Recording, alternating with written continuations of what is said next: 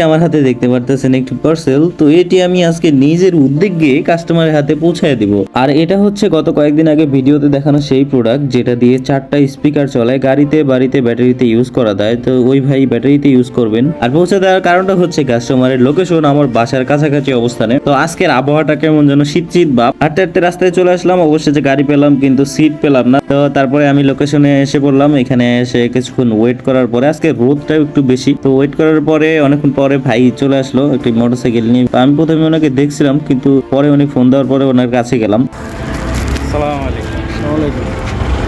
কষ্ট দিলাম ভাই আপনাকে, অনেক কষ্ট হয়েছে গা।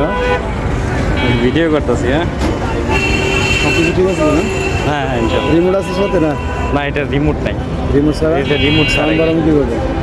এখানেই সব, এখানে সব কিছু করা যাবে? সেম এরকমই নাকি? এখানে আপনি খুলেন, খুলে দেখেন, সমস্যা নাই তো। ভাইয়ের সাথে সালাম বিনিময় করে কথা শুরু করার পরে পারমিশন নিয়ে ভিডিও করছিলাম। তো তারপরে ওনাকে খুলে দেখতে বললাম ভিতরে কি কি আছে না আছে। এটা করাটা আসলে সঠিক উপায়, কারণ ভিতরে কি আছে না আছে এটা দেখে নেওয়াটা বেস্ট, ঠিক আছে? কারণ সন্দেহ মনে থাকতেই পারে। অতপর আমি তাকে কি আছে না আছে, কিভাবে কি করতে হবে, খুঁটিনাটি সবকিছু বিশ্লেষণ করে দিলাম। তো উনি তারপরে ওনার মোটরসাইকেলের পিছনে বেঁধে নিচ্ছে, উনি চলে যাবেন আর কি। তো ওনার সাথে কিছু কথাবার্তা বলে ওনার বাইকটা একটু দেখলাম, একটু ভালো লাগলো বাইকটা। তো তারপরে লেনদেন শেষ করে চলে আসলাম। তবে একটা কথা না বললেই নয়, ভাইয়ের ব্যবহার কিন্তু খুবই ভালো।